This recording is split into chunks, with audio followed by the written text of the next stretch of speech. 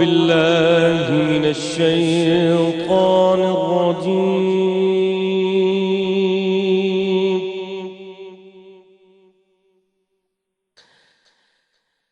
بسم الله الرحمن الرحيم.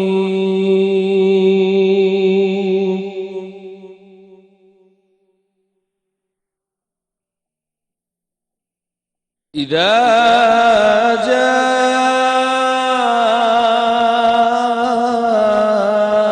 نصر الله والفتح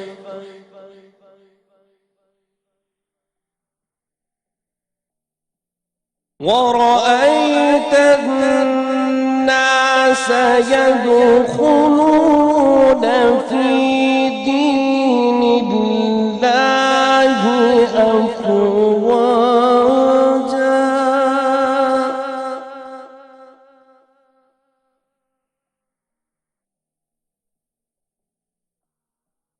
ورأيت الناس يدخلون في دين الله أفواجا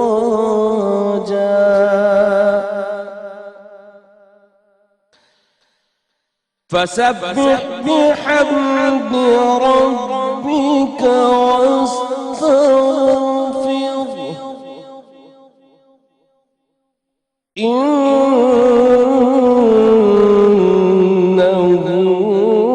كان توابا. صدق الله العظيم.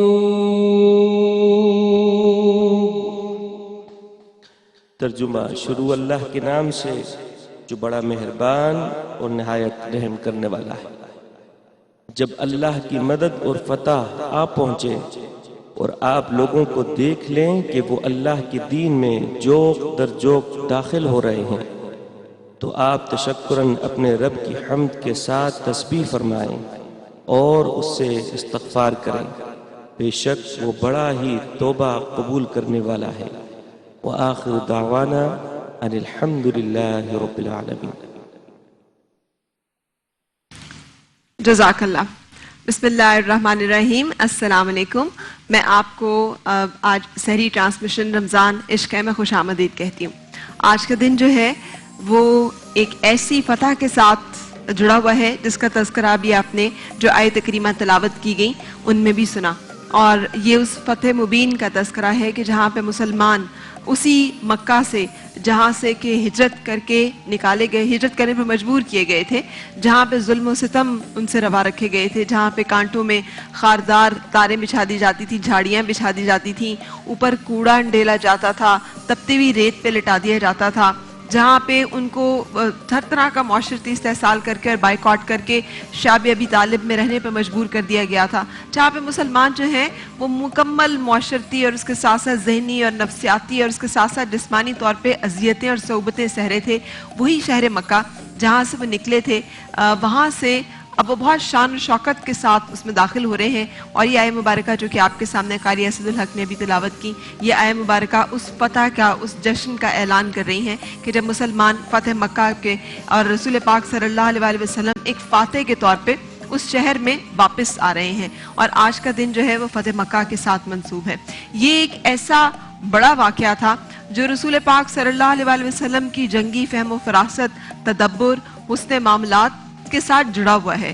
آپ کی شخصیت کے بہت سارے پہلو ہیں اور ہر ایک پہلو جو ہے وہ ایک عجیب و غریب قسم کی صفات اور کرشمات اور معجزات اور طاقتوں کو ہمارے سامنے لاتا ہے.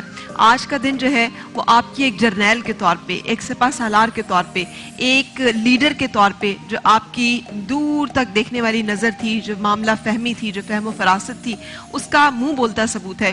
اور وہ صلح جس کو کہ اللہ تعالیٰ نے فتح مبین کہا تھا صلح حدیبیہ، آج کے دن جسے فتح مبین کہا ہے، یہ فتح جو فتح مکہ ہے، ان دونوں کا آپس میں بڑا گہرا تعلق ہے۔ صحابہ کرام بہت خوش نہیں تھے جب رسول پاک صلی اللہ علیہ وآلہ وسلم نے صلح حدیبیہ پہ سائن کیے، جب دستخط کیے۔ یہ پہلا ٹریٹی جو کہ سائن کیا گیا تھا مسلمانوں کی طرف سے، اور یہ 6 ہجری میں ہوا، اور 8 ہجری میں واقعہ جو ہے ہوتا ہے یہ فتح مکہ کا۔ ان دونوں کا آپس میں کیا ربط و ضبط ہے، کیا تعلق ہے، اور کس طرح سے صلح حدیبیہ سے فتح مکہ تک کا سفر طے ہوتا ہے۔ فتح مکہ جبکہ بنی بکر اور اس کے ساتھ ساتھ ایک قبیلہ جو کہ مسلمانوں کے ساتھ تھا بنو خزاعہ، اور بنی بکر جو ہے جو کہ کفار مکہ کے ساتھ تھا، اس نے بنو خزاعہ پہ حملہ کیا اور اس طرح سے صلح حدیبیہ کو توڑا، اور قریش مکہ نے ان کا ساتھ دیا، اور ساتھ دینے کی وجہ سے پھر مسلمانوں کے پاس یہ جو ایک حضور پاک صلی اللہ علیہ وسلم جنہوں نے اپنے ساتھ کیے گئے تمام مظالم کو ہمیشہ معاف کیا، لیکن عہد شکنی کو ہمیشہ انہوں نے نہ صرف آبجیکٹ کیا بلکہ اس کے بارے میں سخت تنبیہ کی، اور عہد شکنوں کے ساتھ ہمیشہ بہت سخت معاملہ روا رکھا۔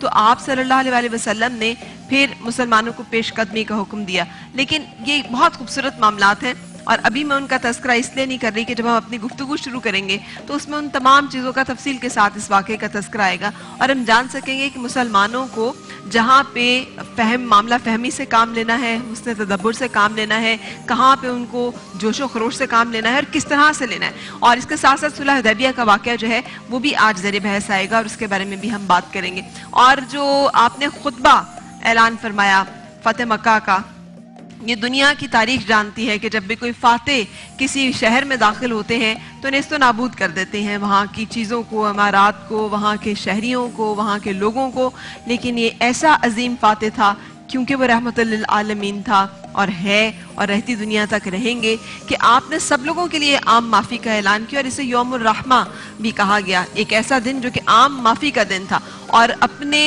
سگے چچا حضرت امیر حمزہ کا کلیجہ چبانے والی ہندا تک کو معاف کر دیا گیا، اور اس تک کے لیے عام معافی جو ہے وہ دی گئی۔ ایسے بہت سارے خوبصورت واقعات ہیں جو کہ اس ایک واقعے میں سموئے ہوئے ہیں، جس کا آج ہم نے تذکرہ کرنا ہے، کیونکہ آج کا دن جو ہے وہ فتح مکہ کا دن ہے۔ اس پہ گفتگو کے لیے میں پہلے آپ کی ملاقات اپنے مہمانوں سے کراؤں گی، اور اس گپ شپ کو ہم شروع کریں گے جس میں کہ ہم کچن میں بھی جاتے ہیں اور ایک ریسیپی بناتے ہیں، اور اس کے ساتھ ساتھ ہم آپ کو کچھ ہربل چیزوں کے بارے میں بتاتے ہیں۔ شیف سمیہ، آج کچن میں ہم کیا بنا رہے ہیں؟ آج ہم نے بہت سب کی پرزوش جو فرمائش تھی کہ کچھ اچھا سے کوئی چیز ہو، بہت لائٹ سا بھی ہو، تو آج ہم بنائیں گے لوکی کی ڈھابے والی بھجیا۔ لوکی کی ڈھابے والی بھجیا، اس میں اور گھر کی بھجیا میں کیا فرق ہوگا؟ کیونکہ گھر کی بھجیا میں جب بناؤں گی تو میں اس میں ایک بہت چھوٹا سا مائنر سا ٹپ ہے، اور ساتھ ہم بنائیں گے نمکین لسی۔ اچھا، زبردست۔ اور آپ ہمیں کیا بتائیں گی؟ میں مس سے وارڈس یعنی کسی بھی قسم کی ہو، چاہے وائرل ہو کیسے ہو، تو گھر کی وہ ٹپس شاید آپ نے آج تک نہ سنی۔ اچھا، ان سے میں بتاؤں گی کہ کس طرح ان کو دور کیا جا سکتا۔ اچھا، اور ختم ہو جائیں گے ان ٹپس کو یوز ہاں کرنے سے؟ بالکل، اور اس میں کوئی ایسڈ نہیں ہے۔ مزیدار بات یہ کہ اس میں کوئی ایسڈ نہیں ہے، ورنہ آپ ہمیشہ اس کو یا تو جلاتے ہیں یا ٹاٹری ٹائپ چیزیں لگاتے ہیں، اس میں ایسا کچھ بھی نہیں۔ صحیح ہے۔ نہیں، اب جب آہستہ آہستہ ہم عید کے نزدیک جا رہے ہیں تو آپ کی ٹپس میں بھی میں دیکھ رہی ہوں تبدیلی آ رہی ہے، اب تھوڑی تھوڑی ذرا وہ خوبصورتی کی طرف گائیڈ ہو رہی ہیں کہ جو ایسے مسئلے مسائل ہیں ان کا بھی حل کیا جا سکے۔ اور ہمارے پاس ہمارے مہمان اسکالرز موجود ہیں، جس میں ڈاکٹر جمیل راٹھور صاحب۔ السلام علیکم ڈاکٹر صاحب، بہت شکریہ تشریف لانے کا، آپ آج ساتھ ہیں، تھینک یو سو مچ۔ اور اس کے ساتھ ساتھ ہماری گفتگو جو ہے آج علامہ آغا نادر رضوی صاحب سے بھی رہے گی، آپ کا بہت شکریہ سر تشریف لانے کا۔ مولانا ناظر الاسلام صاحب، آپ کا شکریہ ساتھ رہنے کا۔ قاری اسد الحق تو ہیں ہی، ان کے ساتھ میرے ساتھ سویرا صابر ہے، نعت خواں ہیں، آپ بھی چھوٹی سی ہیں اور نعت خوانی اور ثنا خوانی کا شرف جو ہے وہ حاصل کرتی ہیں ماشاءاللہ سے، اور پورا گھرانہ۔ ہم نے آپ کے والد کو بھی سنا، ابھی پچھلے دن آپ کے بھائی بھی آئے ہوئے تھے، وہ بہت خوش الحانی کے ساتھ۔ تو آج میں چاہوں گی کہ پہلے ایک حمدیہ کلام ہم اپنی گفتگو کرنے سے پہلے آپ سے سنیں۔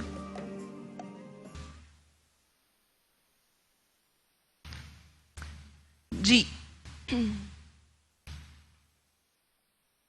رب العلا محمد شفیع روز جزا محمد نگاہ کا مدعا محمد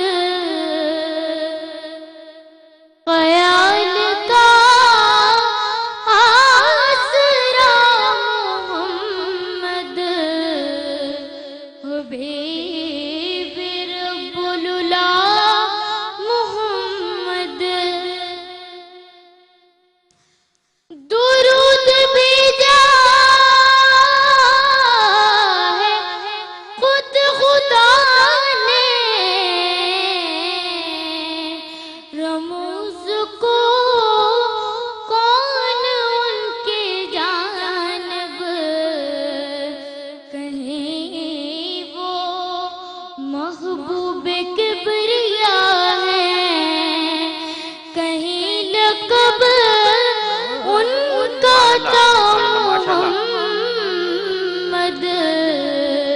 हबीबे रब्बुल उला मोहम्मद। है बारिशियाँ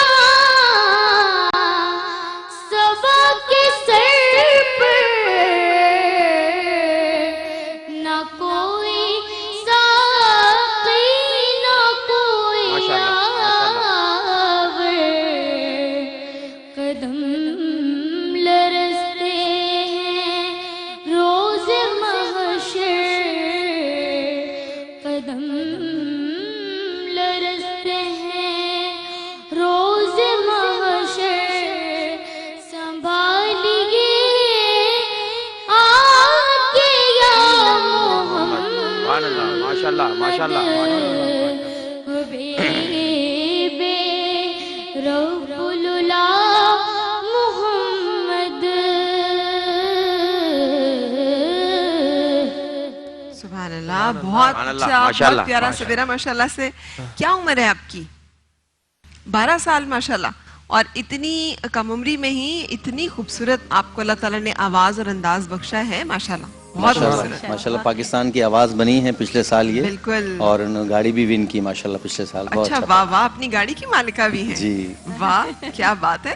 सो हम अपनी गुफ्तगू को आगे बढ़ाएंगे, लेकिन उससे पहले हमेशा की तरह हमें एक ब्रेक के लिए रुकना है। और फिर हम आज अपनी गुफ्तगू जो है वो करेंगे दो चीज़ों के ऊपर। एक तो फतह मक्का, मुसलमानों के लिए कैसे सेलिब्रेट करना, उन्होंने अपनी खुशी को, और इस्लाम हमें क्या दर्स देता है इंसानियत का, और उसके साथ जुड़ा हुआ वो रहम का, वो माफ़ कर देने का, वो एक हुक्म जो कि हुक्म रब्बी भी है और हुक्म रसूल सल्लल्लाहु अलैहि वसल्लम भी। सो आज इन तमाम चीज़ों के बारे में बातचीत होगी, लेकिन उससे पहले एक ब्रेक।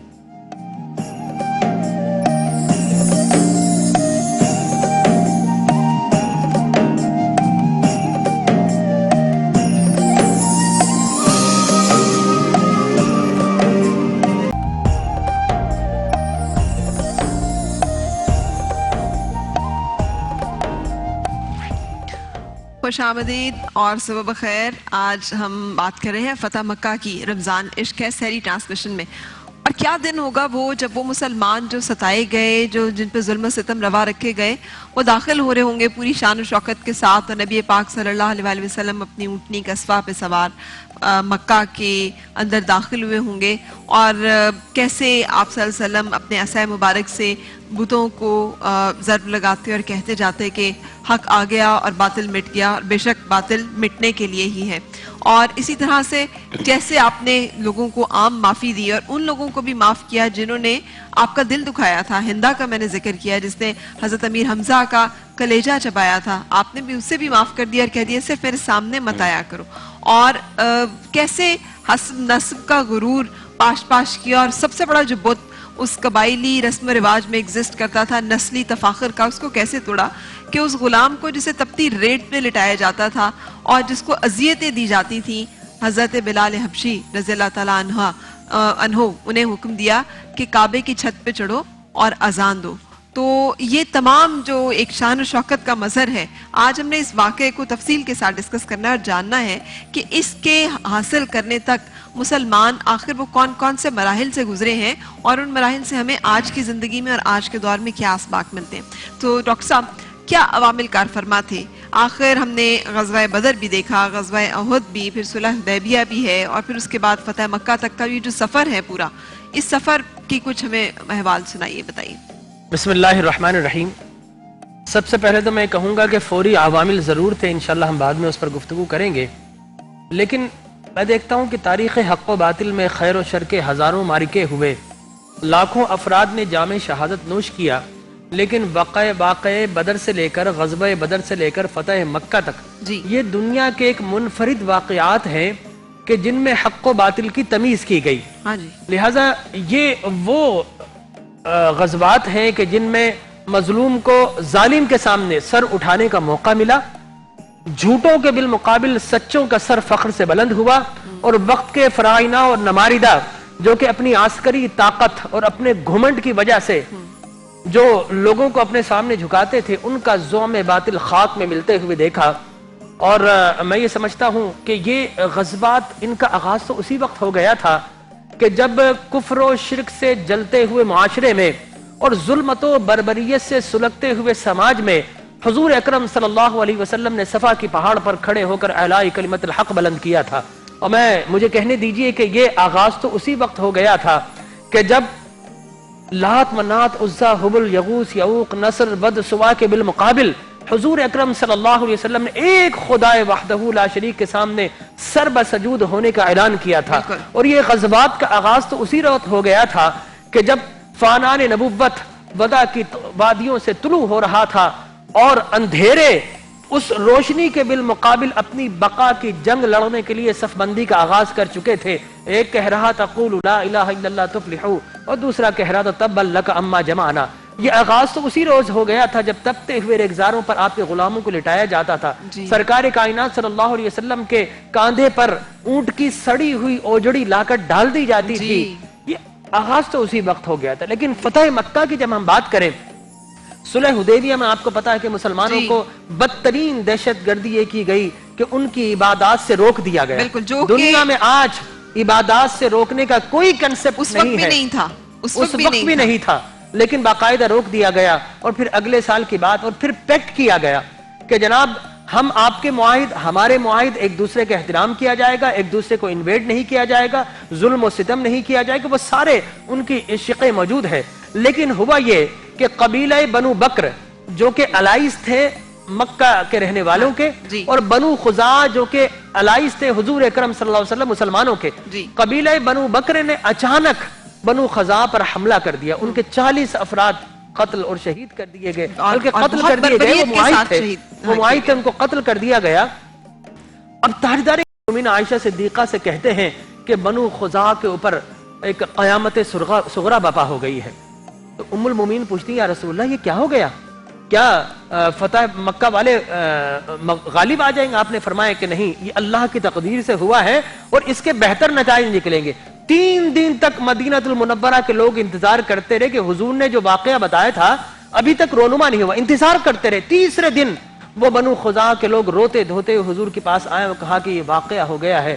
اور پھر حضور اکرم صلی اللہ علیہ وسلم نے ان کو لکھا کہ 3 چیزیں، یا تو قصاص دیا جائے، یا پھر بنو بکر سے اپنا معاہدہ توڑ کر ان کو آزاد کر دیا جائے، یا پھر جو صلح حدیبیہ ہے اس کو ختم کر دیا جائے۔ اب وہ گھمنڈی لوگ فرائنہ اور نماردہ ہمیشہ سے کب جھکتے ہیں؟ انہوں نے کہا کہ صلح حدیبیہ ختم ہوتا ہو جائے، ہم قبیلہ بنو بکر کی دوستی سے باز آنے والے نہیں ہیں۔ چنانچہ اب جو کائنات کے سب سے بڑے معاہد تھے، ایگریمنٹ کرنے والے تھے، حضور اکرم تاجدار کائنات صلی اللہ علیہ وسلم کے پاس معاہدات کی۔ اور آخری بات میں یہ کہوں گا اس ضمن میں کہ دیکھیے اب تک جتنی بھی جنگیں ہوئی ہیں، لوگ کہیں کہ جناب اسلام جنگوں کی وجہ سے پھیلا، نہیں، اسلام نے 2 چیزیں بتائی ہے کہ اسلام پھیلانا ہے تو محبت سے، عفو درگزر سے، تحمل سے، بردباری سے، مواعظ حسنہ سے، لیکن جب اسلام کو بچانے کی بات ہو تو پھر تلوار اٹھانا ناگزیر ہو جاتا ہے۔ اچھا، لیکن اس میں ایک واقعہ، اور میرا خیال ہے کہ اس واقعے کو تھوڑا سا صلح حدیبیہ سے بھی جوڑے، جیسے آپ نے ذکر کیا،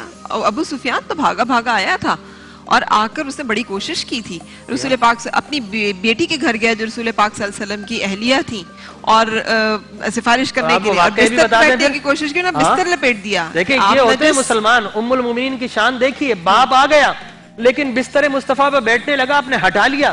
کہا کہ بیٹی یہ کیوں ہٹا دیا؟ فرمایا کہ آپ مشرک ہو، مشرک نجس ہوتا ہے اور میرے نبی تو پاک ہے، لہذا پاک بستر پر مشرک نہیں بیٹھ سکتا۔ بیٹی نے باپ کو نہیں بیٹھنے دیا۔ حضرت ابوبکر رضی اللہ تعالیٰ عنہ کے پاس گئے، حضرت عمر فاروق رضی اللہ تعالیٰ عنہ کے پاس گئے، حضرت علی کرم اللہ وجہ کے پاس گئے، سید الفاطمۃ الزہرا کے پاس گئے اس سفارش کے لیے کہ صلح حدیبیہ کو برقرار رکھا جائے، لیکن رسول پاک صلی اللہ علیہ وسلم چونکہ ارادہ فرما چکے تھے اور اللہ تعالیٰ کی مشیتی عزدی یہی تھی، تو وہ پھر نہیں اس طرح سے ہو سکا۔ نہیں ہو سکا۔ اچھا، میں اس میں یہاں خاص بات یہ بتانا چاہوں گا اپنے ویورز کو، دیکھنے والوں کو، کہ دیکھیے اس سے پہلے جتنی بھی جنگیں ہوئی، لوگ کہیں گے کہ جناب اسلام نے جنگ کے ذریعے پھیلا، نہیں جناب، آپ بدر دیکھیے کہاں لڑی گئی؟ مسلمانوں کے علاقے میں، احد کہاں لڑی گئی؟ مسلمانوں کے علاقے میں.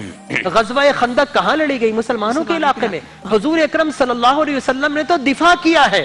اب چونکہ ایگریمنٹ کی خلاف ورزی ہوئی ہے لہذا معاہدے میں رسول اکرم صلی اللہ علیہ وسلم سے بڑھ کر معاہدے پر عمل کرنے والا کوئی نہیں تھا، لہذا اب آپ نکلے ہیں. اس معاہدے کی بھی تھوڑی سی تفصیل صلح حدیبیہ کا بھی ذکر ہو جائے، اس لیے کہ صحابہ کرام تو بڑے اس پہ بھی نالاں تھے، ان کو لگ رہا تھا کہ ہم جان دے سکتے ہیں، ہم لڑ سکتے ہیں، تو ہمارے نبی نے کیوں ان شرائط پہ یہ معاہدہ سائن کیا کہ اگر مکہ سے کوئی شخص آئے گا تو اسے واپس کر دیا جائے گا، جبکہ مدینہ سے اگر کوئی شخص مکہ آئے گا تو اس کو واپس نہیں کیا جائے گا، اور اگلے سال حج کے لیے مسلمان جو ہے وہ آئیں گے، اور یہ کہ ایگریمنٹ کیا جائے گا اور دونوں ایک دوسرے کے جو بھی حلیف ہیں ان کے اوپر کسی بھی قسم کی جنگ مسلط نہیں کریں گے. تو کچھ اس اعوذ باللہ من الشیطان اللعین الرجیم، بسم اللہ الرحمن الرحیم، اللہم صلی علی محمد وآل محمد، اللہ لعنت اللہ قتل امیر المومنین.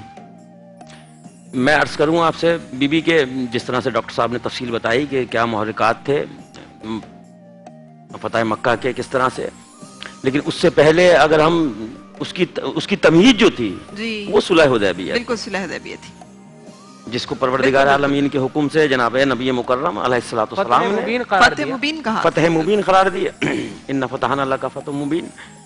اس میں ایک چیز میں یہ سمجھتا ہوں کہ حدیبیہ میں جو جناب نبی مکرم نے زمانے کو صبح و قیامت تک کے لیے بتا دیا کہ مسلمان نہ لڑنے کے لیے پہل کرتا ہے نہ جلدی کرتا ہے. ٹھیک، آخری وقت تک تمام انبیاء اور خصوصاً جناب ختمی مرتبہ علیہ الصلوۃ والسلام کی کوشش رہی کہ خون کا قطرہ زمین پہ نہ گرے. انہیں ناحق تو بہت دور کی چیز ہے، یہ اپنے دفاع میں اگر خون گرے تو وہ جائز ہے گرانا آپ پہ، لیکن میرے نبی نے اس رحمت للعالمین نے یہ بھی گوارا نہیں کیا جہاں تک ہو سکے اس سے بچ کے نکلا جائے. تو اس حد تک پہنچے آپ کہ آپ نے ان کی شرائط پہ مانا کہ تم اپنی شرائط رکھ لو. میں جنگ نہیں چاہتا، میں فساد نہیں چاہتا. سہیل بن عمر اتنا وہ اس ضدی انسان جس نے یہ کہا کہ میں بسم اللہ الرحمن الرحیم لکھنے کے لیے تیار نہیں، اس لیے کہ میں رحمان کو نہیں جانتا.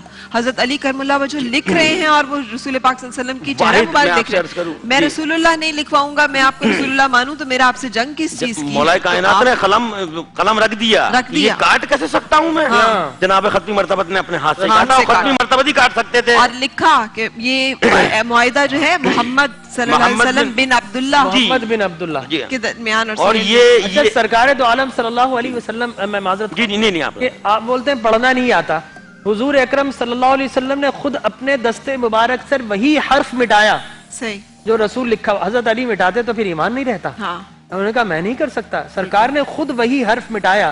یہ اس بات کی دلیل رسول مکرم صلی اللہ علیہ وسلم پڑھنا جانتے تھے، الحمدللہ جانتے تھے. میں آپ سے عرض کروں کہ اور یہ کاٹ صرف نبی مکرم خود ہی سکتے تھے جی، اور کائنات میں کسی کی طاقت نہیں ہے کہ کوئی کاٹ دے. لیکن مصالحت کی انتہائی جو کوشش. جی میں آپ سے وہی عرض کر رہا ہوں. اس میں ایک بڑا دقیق نقطہ ہے اس کے اندر ہی، معاہدے کے اندر معاہدے تک پہنچنا. جیسا کہ ہجرت ہوئی ہے یا ہجرت سے پہلے جو مکے میں حال رہے ہیں، جتنے مذاہب تھے عرب میں، جتنے مذاہب تھے، سب کو اجازت تھی اپنے مذہب و مکتب کے حوالے سے تمام رسومات ادا کرنے کا. بالکل اس وقت سے لے کر اور آج تک آپ کو یہ چیز انڈیکیٹ کرے گی کہ روکا گیا تو لا الہ الا اللہ محمد رسول اللہ پر اس وقت بھی روکا گیا تھا اور آج بھی روکا جا رہا ہے. آپ کو بیچ میں تفرقے پھیلانے والے اس وقت بھی موجود تھے، آج بھی موجود ہیں. تو لڑائی صرف ہے ہی ختم نبوت پہ، توحید پہ تو کتنے ہی ہیں جو ہے وہ بالکل بالکل بالکل مشرکین کو وہ اتنے بت انہوں نے رکھے ہوئے تھے. آپ صلی اللہ علیہ وسلم نے جا کے بت نکالے، اس میں حضرت ابراہیم علیہ السلام، حضرت اسماعیل علیہ السلام، حضرت عیسیٰ علیہ السلام کی تصاویر بھی تھی. مشرکین ایک بت اللہ کا بھی نعوذ باللہ بنا کے رکھتے تھے اگر رسم اور اگر انہیں اسلامی طریقہ زندگی پہ اعتراض نہ ہوتا. اور اس میں ایک نقطہ اور بھی ہے، نظام حیات پہ اعتراض نہ ہوتا. کروں کہ اس میں ایک نقطہ اور بھی ہے کہ جب کوئی ملک، کوئی علاقہ، کوئی شہر فتح ہوتا ہے تو تمام چیزیں اس پہ مباح ہو جاتی ہیں، جاؤ مال غنیمت لو. لیکن میرے رسول نے دکھایا کہ میری فتح میں بھی امن ہے، میری جنگ میں بھی امن ہے. میں چنگیزیت، خدا نہ خواستہ چنگیزیت، ہلاکو خانیت کے لیے نہیں آیا. جو اپنے گھر کا دروازہ بند کر لیتا اس کو امان ہے، جو ابو سفیان کا چلا جاتا ہے امان ہے، جو ہتھیار رکھ دیتا اس کو امان ہے. کسی کو ایک دفعہ بھی میں کیا عرض کروں، تفصیلات بہت ہیں اس کے اندر، وقت اتنا نہیں ہے. صرف بنیادی چیز یہ کہ اسلام کو سمجھنا ہے تو نبی مکرم کے جو غزوات ہیں اس سے نبی کے آپ امن بھی سمجھیے اور اس سے مسلمانوں کا دفاع بھی سمجھیے. بالکل ہم یہیں سے کنٹینیو کریں گے لیکن بریک پہ بھی جا رہے ہیں اور بریک کے بعد جب ہم آئیں گے تو کچن میں ہماری شیف جو ہیں وہ کچھ اپنی ریسیپی اور ڈاکٹر بلقیس جو ہیں وہ اپنی کچھ ٹپس جو ہیں وہ شیئر کریں گے. لیکن اس سے پہلے مولانا صاحب میں آپ سے بھی صلح حدیبیہ سے لے کر یہ جو فتح مکہ تک کا جو سفر ہے اس کا جو سبق ہے ہم مسلمانوں کے لیے آج کے دور کے حوالے سے کچھ آپ سے اس کا بھی تذکرہ کروں گی. لیکن اس سے پہلے ہم ایک بریک کے لیے رک رہے ہیں اور پھر آپ سے مل رہے ہیں.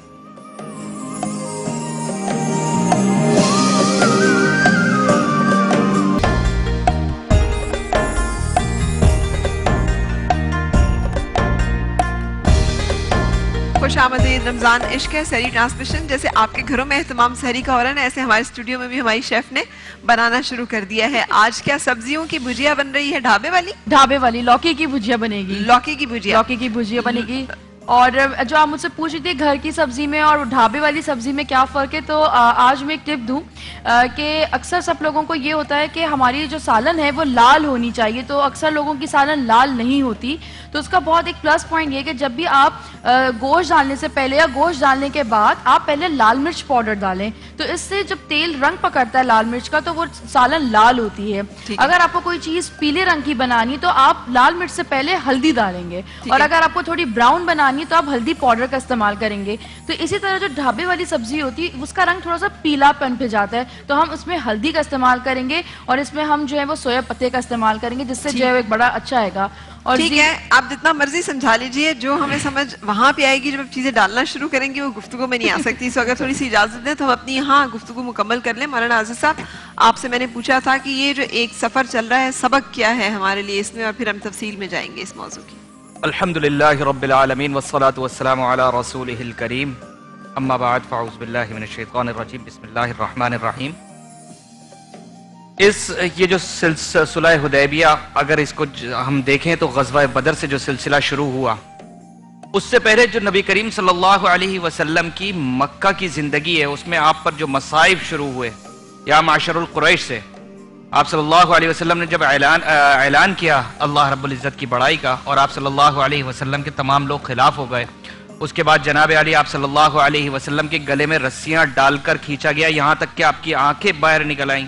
آپ صلی اللہ علیہ وسلم کو ایک جگہ پر اتنا مارا گیا کہ حضرت ابوبکر صدیق رضی اللہ عنہ نے آ کر آپ کو بچایا اور ان کو چھوڑ کے جب حضرت ابوبکر کو مارا گیا تو اتنا مارا کہ آپ بے ہوش ہو گئے. جی طائف میں اس درجے پتھر برسائے گئے. طائف میں پتھر برسائے گئے.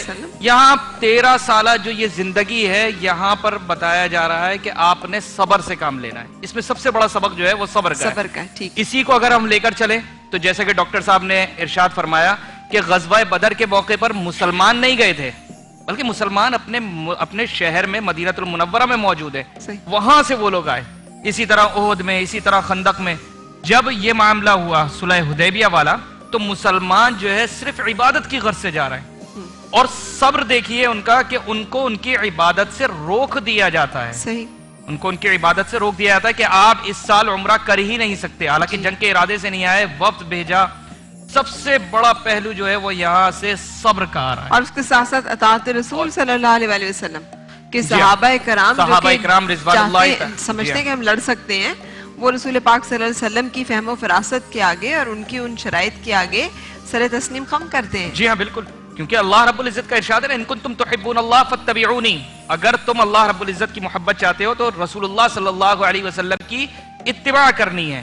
حالانکہ جو صلح حدیبیہ میں شرائط ہیں وہ شرائط ایسی ہیں جس میں ایسا لگتا ہے کہ مسلمان بہت کمزور ہیں لیکن اسی کو اللہ رب العزت فتح مبین قرار دے رہا ہے. صلح حدیبیہ سے پہلے اگر دیکھیں آپ تو حضرت عثمان غنی رضی اللہ عنہ کو جب سفیر بنا کر بھیجا جا رہا ہے کہ آپ جائیے اور ان سے کہیے کہ صرف عبادت کی غرض سے آئیں اور کوئی مقصد نہیں ہے. حضرت عثمان غنی کو روک لیا جاتا ہے اور یہ خبر مشہور ہو جاتی ہے کہ آپ کو معاذ اللہ شہید کر دیا گیا. نبی کریم صلی اللہ علیہ وسلم 1450 صحابہ اکرام سے بیعت لیتے ہیں کہ آپ لوگ بیعت کریں کہ محمد الرسول اللہ وہ بھی قربان ہو جائیں گے عثمان غنی کے بدلے کے لیے ابو بکر بھی عمر بھی علی بھی تمام کے تمام صحابہ قربان ہونے کے لیے تیار ہو گئے رسول اللہ صلی اللہ علیہ وسلم کے فرمان پر. حالانکہ صرف تلواریں ہیں اور کوئی آلات جنگ نہیں ہیں اور اس وقت اللہ رب العزت نے اس بیعت کے بارے میں فرمایا لقد رضی اللہ عن المؤمنین اذ یبایعونک تحت الشجرہ کہ اللہ رب العزت ان تمام مؤمنین سے راضی ہو گیا. راضی بالرضا ہونے کا اعلان کب کیا گیا؟ جب ان سب نے نبی کریم صلی اللہ علیہ وسلم کے ہاتھ پر اطاعت کر دی. لیکن یہاں پہ تھوڑا سا بعض احادیث کے مطابق شہادت حضرت عثمان غنی کی خبر نہیں, بیعت رضوان جو ہے اس سے پہلے ہی رسول پاک صلی اللہ علیہ وسلم نے لی, خبر جو ہے وہ شاید اس کے بعد نہیں, خبر پہلے مشہور ہوئی تھی. آپ نے بیعت لینی شروع کی تو درمیان میں پتہ چلا کہ وہ شہید نہیں ہوئے, لیکن آپ صلی اللہ علیہ وسلم نے بیعت روکی نہیں, کیونکہ آپ صلی اللہ علیہ وسلم یہ بات جانتے تھے کہ ایک وقت آئے گا کہ عثمان غنی رضی اللہ عنہ کو مظلومانہ شہید کیا جائے گا. اور وہ ہوا کہ حضرت عثمان غنی پر 40 دن تک پانی اور کھانا پینا سب بند کیا گیا, اور حضرت عثمان غنی کو مدینہ المنورہ میں مظلومانہ شہید کیا گیا. حضرت علی نے بار بار اجازت چاہی کہ میں جو ہے ان کے خلاف کھڑا ہوں, لیکن عثمان غنی کا فرمان تھا کہ میں یہ وہ حکمران بننا نہیں چاہتا جس کی وجہ سے مدینہ المنورہ کی گلیاں. اب چونکہ ہم زیادہ تفصیل میں جائیں گے اس لیے میں یہاں پہ آپ کی اجازت سے تھوڑی دیر کے لیے ہم نے سحری بھی کرنی ہے, تو کچھ سحری کے اہتمام کا بندوبست کر لیا جائے. نقطے کی وضاحت کروں گا, آپ ہو جائیں اس کے بعد. جی جی جی. تو شیف سمیہ نے شروع کر لیا, کیا کیا کچھ ہو رہا ہے کچن میں بتاتی چلیے. یہاں پہ نمکین لسی بھی بن رہی ہے. ٹھیک ہے, کیوں اس میں نے دہی لیا ہے تقریباً 2 کپ, اس میں میں نے 1 کپ دودھ استعمال کیا ہے اور آدھا کپ اس میں پانی, تاکہ یہ تھوڑا ڈیلیوٹ ہو جائے. اس میں نمک ڈالیں گے, اور یہاں پہ میں نے زیرہ جو ہے وہ بھون لیا ہے. یہ اتنی اچھی خوشبو میں کس چیز کی آ رہی ہے؟ جیسے پیاز فرائی ہو رہے ہیں, کیا بھوک لگی ہوئی ہے؟ کیونکہ تلو کے تیل میں پک رہے ہیں تو اچھی سے اسمیل تو آئے گی. ہمیں تلو بناسپتی کوکنگ آئل کچن میں جو کہتے ہیں ڈبل ریفائن, وٹامن اے اور ڈی سے 45. جی, اور اس کے ساتھ ساتھ کین بیبی ڈائپرز جو عمدہ اور بارعایت آپ کے بچے کو دے پرسکون نیند. سو آپ نے لوکی کو ابال کے کاٹ لیا ہے چھوٹی. یہ اس لیے کہ ٹائم سیو ہو. اگر آپ کے پاس ٹائم ہے, اگر آپ کو آپ جاگے ہوئے ہیں اور آپ کو لگتا ہے کہ آپ کو لوکی ابالنے کی ضرورت نہیں ہے, یہ سبزی یا کوئی بھی دال اگر آپ اس کو پہلے سے بوائل کر کے رکھ لیں تو آپ کا ٹائم سیو ہوگا. تو یہ آپ کے لیے زیادہ اچھا ہے کہ آپ صرف دیکھیں گے یہ تیل بالکل لال جو ہے وہ ہو چکی پیاز, اس میں جو ہے وہ ہم زیرہ استعمال کریں گے. اس کی کوانٹٹی ہم تھوڑی زیادہ ڈال رہی ہیں. یہ نہیں, یہ بالکل جو روسٹ نہیں ہے, روسٹ میں نے نمکین لسی کے لیے کیا ہے. اس میں سے بلینڈ کریں گے تو اس میں چھاچھ بنے گا, اوپر سے ہلکا سا مکھن آ جائے گا, اور یہ پورا ذرا پتلا فارم میں بنے گا. بہت زیادہ گاڑھا نہیں بنے گا یہ, کیونکہ گاڑھا ہوگا تو وہ لسی بن جائے گی اور ہمیں چھاچھ بنانی ہے, تو اس لیے ہم اس کو تھوڑا سا پانی میں بنائیں گے. یہ زیرہ یہاں پہ ہو چکا ہے. یہاں پہ ہم اسی وقت ڈالیں گے یہ کٹی ہوئی ہری مرچیں. ہم نے پیاز براؤن کیا ہلکا سا, اس میں ہم نے زیرہ ڈالا ہے, اور یہاں پہ ہم ادرک لہسن کا پیسٹ, اگر آپ کے پاس چاپ ثابت رکھا ہوا ہے تو آپ وہ بھی ڈال سکتے ہیں. ٹھیک ہے. اچھا, یہ ڈلے گا. اب یہاں پہ جو ہے وہ بوائل لوکی ہے وہ ہم شامل کریں گے. کوئی نمک مرچ نہیں, مسالہ نہیں ڈالنا ابھی نہیں. اب ہم اس میں سب سے پہلے ہلدی ڈالیں گے, ورنہ اگر ہم کوئی گوشت کی سالن بناتے ہیں یا کوئی قورمہ بناتے ہیں یا ہم کوئی کڑھائی بناتے ہیں تو ہمیشہ ہم اس میں سب سے پہلے لال چیز کو ایڈ کرتے ہیں, اس لیے تاکہ اس کا کلر جو ہے نا وہ بڑا اٹریکٹیو ہو. ویسے بھی فوڈ کلر میں سب سے زیادہ جو اٹریکٹیو کلر جو ہوتا ہے وہ ریڈ ہوتا ہے, لیکن کیونکہ ہم ڈھابے والی بنا رہے ہیں تو اس لیے تھوڑا سا مسالے والی بنے گی, ورنہ اکثر لوگوں کے میں صرف زیرہ, سفید لال گول مرچ اور نمک مرچ سے بنتی ہے. ٹھیک ہے. اس میں سب سے پہلے ہم ہلدی ڈالیں گے, ٹھیک ہے, تیل میں, ٹھیک ہے, تھوڑا سائڈ پہ کر کے, تاکہ یہ جو کلر ہے نا ایک دم سے یلو آ جائے. ٹھیک ہے. اس کے بعد پھر ہم لال مرچ پاؤڈر اور تھوڑی سی کٹی ہوئی لال مرچ اور نمک, اور بس تیار, بھون لیں گے اور یہ تیار ہو جائے گی. اور اس میں ہم ڈالیں گے ٹماٹر. اچھا, ٹماٹر کی یہ ٹماٹر ڈالیں گے. ایک منٹ, جب ہم اس میں سب یہ مسئلہ دیکھیں, ہم اس وقت سالن یہ بالکل ہو گیا, یلو کلر کی ہو گئی ہے, ظاہر ہے. ٹھیک ہے, ہلدی لگ گئی ہے اس کو, اور یہ آپ ٹماٹر شامل ہو گئے. اب اس کو اب آپ ڈھک دیں اور اس کو آپ پکنے دیں جب تک یہ ہلکے سے ٹماٹر جو ہے وہ گل جائیں, تاکہ اس کا پیسٹ بن جائے اچھا سا. اور یہ یہاں پہ اب اس میں کٹی ہوئی لال مرچ, کٹی ہوئی مرچ ڈالنی ہے. ٹھیک ہے. اور یہاں پہ تھوڑی سی لال مرچ پاؤڈر, تاکہ اچھا سا کلر ایک جو اٹریکٹ کرے وہ, اور نمک حسب ذائقہ. جب تک آپ اس کو بھون رہی ہیں, اور اس میں دہی ڈالنا, آپ نے پانی ڈالنا ہے, اور بھنا ہوا زیرہ ڈالنا, دودھ بھی ڈالا ہے. 2 کپ آپ نے دہی لینا ہے, 1 کپ آپ اس میں دودھ لیں گے, آدھا گلاس میں آپ پانی لیں گے. ٹھیک ہے. اس میں نمک ڈالی ہے, کالی مرچ پاؤڈر ڈالا ہے حسب ذائقہ, کہ آپ اس میں مرچ کم زیادہ کر سکتے ہیں, اور زیرے کو بھون کے آپ نے اس میں ڈالنا ہے. اور جب آپ اسے سرو کریں گے تو اوپر اس میں ایک جھاگ آ جائے گا, تو آپ اس میں بھرک دیں گے اوپر سے یہ روسٹڈ جو زیرہ ہے, اس کو آپ ہلکا سا بیلن سے مطلب کوٹ لیں, یا پھر ہاون دستے سے اوپر سے آپ اسے موٹا موٹا آپ نے. اس کا نام کیا رکھا ہے آپ نے لسی کا؟ نمکین لسی. اس کا نام مسالے والی لسی ہونا چاہیے. اچھا, چلیں جی. ڈاکٹر بلقیس, آپ کیا بتا رہی ہیں؟ میں جس سے بتا چکی تھی واٹس مسے یا واٹس دو الگ چیزیں ہیں، لیکن وائرل بھی ہوتے ہیں، جیسے بعض اوقات دیکھتے ہیں کہ یہاں پہ ایک نکلتا ہے تو نکلتا چلا جاتا ہے. ٹھیک ہے، جنہیں چوئیاں بھی کہتے ہیں اور جی مسے بھی کہتے ہیں، گوشت کی طرح ابھر جاتے ہیں، وہ ایسے اٹھائیں تو ابھر کھچڑے ہوتے ہیں. ہاں ابھر جاتے ہیں. اچھا اس میں ایک چیز کا خیال رکھیں کہ بعض ایسے مسے ہوتے ہیں جو کینسرسٹ ہو سکتے ہیں. ٹھیک ہے، اس میں پین بھی ہوتا ہے اور ان کی کچھ مخصوص جگہیں ہوتی ہیں جہاں پہ کینسر کے بھی ہوتے. تو آپ کبھی کٹوانے یا جلانے کہیں پر بھی جائیں تو پہلے اپنا ٹیسٹ. جگہ ہے یہاں پر بھی اکثر ادھر بھی ہوتے ہیں، کہیں لف نوٹس اگر بن جائے تو وہاں ہو جاتے ہیں، اس میں پین ہوتا ہے، اس میں پس بھی آ جاتی، بہت ساری چیزیں ہوتی ہیں. کوئی بھی اس کی نشانی ہوتی ہے، کوئی بھی مسا جو ہے وہ اگر بڑھ رہا ہے جی بالکل رنگ تبدیل کر رہا ہے، تو آپ اس کو لائٹ نہ لیں، اس کے لیے فوری طور پہ ڈاکٹر کے پاس جائیں. یا یہ جو وائرل ہوتے ہیں نا وہ نکلتے چلے جاتے ہیں. اچھا انٹرنلی اس کا علاج ہے کہ پپیتے کا استعمال زیادہ کریں. پنیر بوٹی جو ہے 7 دانے آپ رات کو بھگو دیں، صبح خالی پیٹ ان کا پانی یا دن میں 2 سے 3 بار پانی پنیر بوٹی کا پیے. ٹھیک ہے، اس سے بھی مسے ختم ہوتے ہیں. ٹھیک ہے، اور پنیر بوٹی تو ویسے بھی شوگر کے لوگوں کے، شوگر پیشنٹس کے لیے بہت اچھی ہے. جی شوگر پیشنٹس اس کو کیسے استعمال کریں جو ڈائبٹک ہے؟ 2 سے 7 دانے جو ہے اس کو ایسے مسل کے گرم پانی میں ڈال دیں. ٹھیک ہے، اور صبح نہار پیٹ اس کا پانی پی لیں. اور جو وہ اس کے اندر مسئلہ ہوا پڑا ہوا ہے وہ سب پھینک دیں. اس کو پھینک دیں. اچھا، یہ پینے سے ڈائبٹیز کے کنٹرول میں بڑی مدد ملتی ہے. اچھا اب دوسرا جو گھریلو ٹپس ہیں جس سے آپ اس کو دور کر سکتے ہیں وہ دیکھیں، میں نے آلو کا چھلکا اتارا ہے موٹا موٹا. ہاں ٹھیک ہے، آلو میٹھے ہوتے ہیں، کبھی نمکین ہوتے ہیں، کوئی بھی آلو چلیں گے، کوئی بھی آلو ہیں وہ چل جائیں گے. ٹھیک ہے، اب اس پہ میں لگاؤں گی کیسٹر آئل. صحیح، تھوڑا سا جیسے نا کیسٹر آئل. ٹھیک ہے، صحیح ہے. اب جہاں آپ کے مسے ہیں وہاں پہ آپ اس کو رب کریں. صحیح ہے، آپ اس کو اچھی طرح رب کریں. بلیو کریں اس سے بہت زیادہ فرق پڑتا ہے.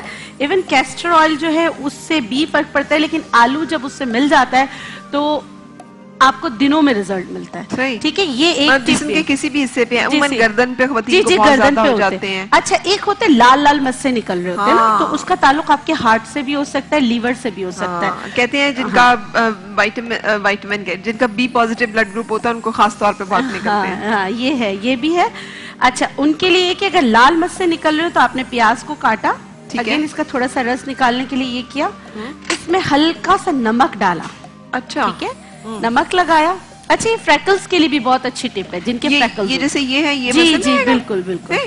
تو اس کے اوپر میں یہ لگاؤں گی. لیکن اس کے لیے آپ انٹرنل بھی لیور کی کچھ چیزیں ہوتی ہیں اس کا استعمال کریں. مکو کاسنی جہاں یہ پینا چاہیے. اچھا مکو اور کاسنی کا پانی. ہاں مکو کاسنی کا پانی، اس کے آلو بخارا، صحیح، املی، اس کا پانی یہ لازمی پیے. ٹھیک ہے، اور یہ اسٹریس کی وجہ سے بھی ہوتا ہے. ہاں ایک وجہ اسٹریس بھی ہوتا ہے. اب جیسے اس کا یہ پانی نکل رہا ہے نا نمک کے ساتھ مل کر، اس کو آپ اسی طرح لے کر آپ کے جو مسے آپ ان پہ لگانا شروع کریں. ٹھیک ہے، انشاءاللہ اس سے بہت فرق پڑے گا. ایک اور ٹپ ہے، جو مکو کاسنی کا پانی پینے کو آپ کہہ رہی ہیں وہ کیسے پیئیں سب لوگ جو دیکھ رہے ہیں؟ میں کل اسی پروگرام میں لیور اور ان کے لیے انٹرنل کیا چیزیں اچھی ہوتی ہے میں آپ کو رکھ کے بتاؤں گی تو زیادہ سمجھ آئے گا. ٹھیک ہے، اب یہ چاک پاؤڈر مل جاتا ہے، چاک مل جاتا ہے، اس کو آپ پاؤڈر بنا لیں. جس چاک سے بلیک بورڈ پہ لکھتے ہیں جی جی وہی چاک ہے. اس کو آپ نے پاؤڈر بنایا. پاؤڈر بنانے کے بعد آپ نے کیا کرنا ہے، یہ چاک کا پاؤڈر ہے، اس میں آپ نے ملانا ہے کیسٹر آئل. اچھا ٹھیک ہے، چاک پاؤڈر میں کیسٹر آئل کو ملایا. یہ پیسٹ سا جیسے آپ نے بنا لیا اس کو. ٹھیک ہے، اب آپ یہ مسوں پر لگا کر، جن کے بہت بڑے بڑے انڈر آرمز، بڑے لٹکے ہوئے مسے ہو جاتے ہیں، بہت پین کرتے ہیں وہ، آپ یہ والا یہ پیسٹ جو ہے آپ اس طرح کریم بنی ہے. ٹھیک ہے، دیکھیں بن گئی نا کریم. اب اس کریم کو آپ اس پہ اچھی طرح لیپ کر لیں. ٹھیک ہے، اگر چاہیں ایک دن کر کے دیکھیں، میں ہلکا سا 1 ڈراپ لیمن کا ڈال دیں. ٹھیک ہے جی، تو یہ آپ کی ایک اس کے لیے ٹپ ہو گئی. ایک جڑی بوٹیوں میں جو سب سے اچھی ٹپ ہے، جس مور پنکھ جس سے دوا بنتی ہے ہومیوپیتھی کی، تھوجا، یہ وہ درخت ہے. اچھا ٹھیک ہے، اور سب کو پتا ہے تھوجا جو ہے وہ اس کے لیے بہت اچھا ہوتا ہے. لیکن اگر آپ مور پنکھ پاکستانی لیجیے گا، جو باہر کے ہوتے ہیں ان کا کلر بھی اچھا نہیں تھا، یہ پورا گرین ہے. ٹھیک ہے، ٹھیک ہے، آپ یہ نرسری سے ملتا ہے، پنسار کے پاس نہیں ہوتا ہے. آپ نے اتنا سا لیا تھوڑا سا مور پنکھ، اس کو اچھی طریقے سے اپنے ہاتھ سے بلینڈ کیا، اور اس میں تھوڑا سا آپ نے نمک لگایا، تھوڑا سا کیسٹر آئل لگایا، اس کو آپ نے پیس کے پاؤڈر بنا لیا، اور یہ آپ مسوں پر رگڑیں. اس سے بھی مسے ختم ہو جاتے ہیں. ہرے رنگ کا ہونا چاہیے. ہرے رنگ کا ہونا چاہیے. جو وائٹ کلر کا ہوتا ہے وہ جو مطلب کہ یہ ہمارا دیسی ہے، وہ باہر کا ہوتا ہے. ٹھیک ہے، तो आपने इसको रगड़ के ना अच्छा, अब बिल्कुल आपने चटनी बना इतनी सारी टिप्स बता दी, ये जी। सारी इकट्ठी यूज करें या पहले एक करके देख लें? एक एक करके दे, सबसे पहले ये वाला करके दे। सबसे पहले अच्छा आलू अच्छा के ये साथ वाला है ना, उसके लिए भी बहुत अच्छा होता है, जिनके पाँव पे वॉट्स निकल रहे होते हैं ना नीचे, हाँ। वो वाला आप इस पे भी ये करके देखें। उसके लिए एक और टिप ये है, अजवाइन को अच्छी तरह चबाएं। हाँ हाँ, अजवाइन को अच्छी तरह चबा के सुबह निहार मुंह अपने ही थूक के साथ आपने उस वॉट्स पे लगाना है। उसके बाद गर्म कपड़ा लपेट लेना है। अच्छा। ये ऐसी टिप्स हैं तो शायद आपने नहीं सुनी हो, लेकिन मैंने इनका इस्तेमाल अपने मरीजों पे कराया और इनके रिजल्ट मुझे बहुत अच्छे मिले। लेकिन फिर मैं आपको कह रही हूँ, मस से अगर उसमें दर्द हो रहा है, वो बढ़ रहा है, उसमें बाल आ रहे हैं, उसमें सुर्खी आ रही है, तो घर में टिप्स ना इस्तेमाल करें, हालांकि ये बेज़रर है। हाँ, फौरी तौर पे डॉक्टर के पास जाएं, क्योंकि स्किन कैंसर की एक छोटी सी अलामत हो सकती है। और वो टिप ऑफ आइसबर्ग होता है ना, बाजू का ऊपर से देखने में छोटा सा एक मसा होता है, नीचे लेकिन बहुत अंदर उसकी फैल बहुत चुका सारी होता है। फैल चुका होता है और आप जिंदगी गवा सकते हैं। हाँ, तो इसलिए बहुत जल्दी इसमें करनी चाहिए अगर इस तरह का कोई मामला। Thank you so much. कुछ और रह तो नहीं गया? नहीं नहीं, सब हो सही। गया। और हमारी कहा नमकीन लस्सी भी बन गई मेरा ख्याल है, और लौकी का सालन भी बन गया ढाबे वाला। बिल्कुल रेडियो चिकन। मेरा ख्याल है मैं सहरी के लिए टेबल लगवाऊँ। जरूर जरूर फौरन। सही। लेकिन उससे पहले रेहान भाई, आप यहाँ मौजूद हैं, तो आपने कल एक कलाम बहुत ही शानदार पढ़ा था, और मुझे तो लोगों ने फोन कर करके कहा कि हमने दोबारा सुनना है, लेकिन आपकी मर्जी, अब आप वो सुनाना चाहें हमें या कोई और कलाम सुनाना चाहें? चलें सुना देते हैं जी। इश्क के रंग में रंग जाओ मेरे यार, इश्क के रंग में रंग जाए जब अफकार तो खुलते हैं गुलामों पे वो असरा के रहते हैं वो तौसीक को सनाए शहे अबरार में हर लहजा गुहरबार, वरना वो सैयद आली नसबी, हाँ वही उम्मी लक़बी, हाशमियों मुत्तलबियों अरबियों क़रशियों मदनी, और कहाँ हमसे गुनाहगार। इश्क के रंग में रंग जाओ मेरे यार, इश्क के रंग में रंग जाओ मेरे यार। सूंघ लूं खुशबुए गेसूए मोहम्मद, वो सिया जुल्फ नहीं जिसके मुकाबिल ये बनफ्शा, ये सुयूती, ये चंबेली, ये गुले लाला वो चंपा का निखार। सूंघ लूं खुशबुए गेसूए मोहम्मद, वो सिया जुल्फ नहीं जिसके मुकाबिल ये बनफ्शा, ये सुयूती, ये चंबेली, ये गुले लाला वो चंपा का निखार,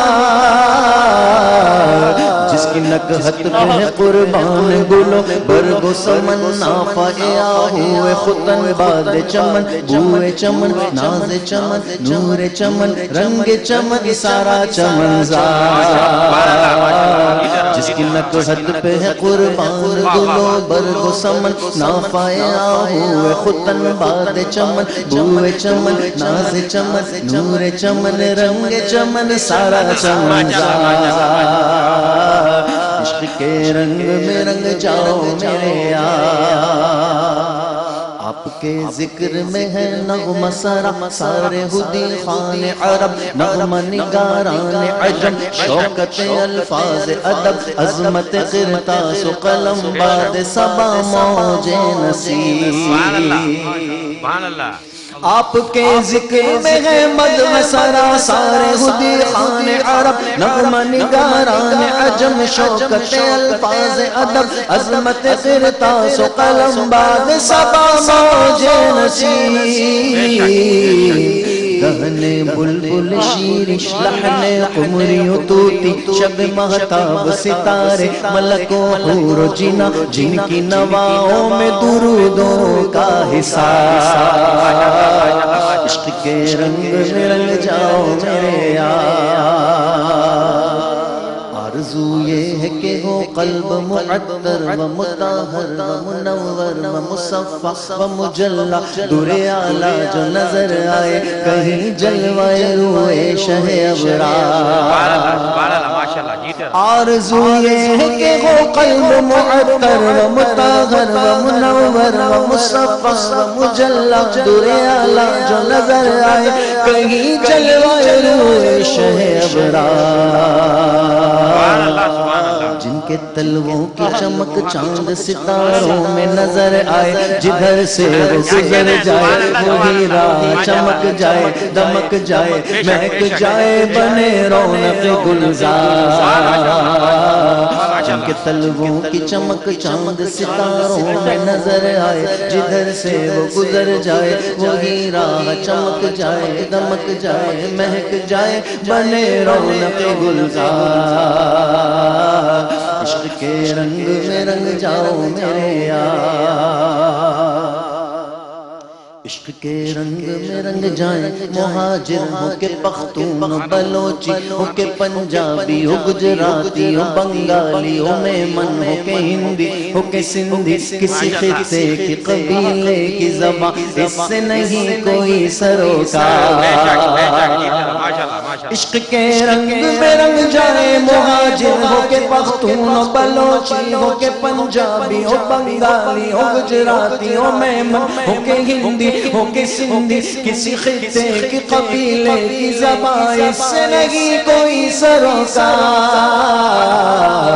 جامع عشق محمد جو پہن لیتا ہے ہر خار کو وہ پھول بنا لیتا ہے، دنیا کو جھکا لیتا ہے، کرتا ہے زمانے کو محبت کا شکار۔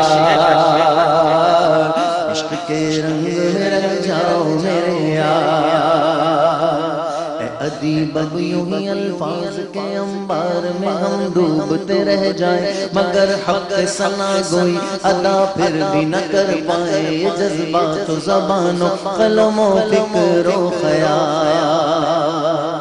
اے ادیب یوں ہی الفاظ کے انبار میں ہم ڈوبتے رہ جائیں، مگر حق ثنا گوئی ادا پھر بھی نہ کر پائے، یہ جذبات و زبان و قلم و فکر و خیال۔ ان کی مدحت تو ملائک کا وظیفہ ہے، صحابہ کا طریقہ ہے، عبادت کا سلیقہ ہے، یہ خالق کا پسندیدہ ہے، قرآن کا ہے اس میں شعار۔ عشق کے رنگ میں رنگ جاؤ